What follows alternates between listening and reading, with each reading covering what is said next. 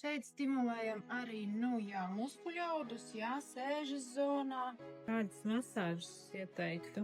Tieši šai klientītei es ieteiktu kombo miksēt, tātad 2 līdz 3 vakumterapija, kad būtu lipozero aparāts, un katru vienu reizīti pa 2 nedēļām kapsulā liekā šķidruma izvadīšanai, līmfas drenāžai, un tālāk miksējam, strādājam paralēli gan ar aparātu, gan vienu reizi aparāts, otru reizi es ieteiktu manuālo terapiju, anticelulīta masāžu ar rokām, tā skaitā arī medus masāžu, medus masāžu terapiju.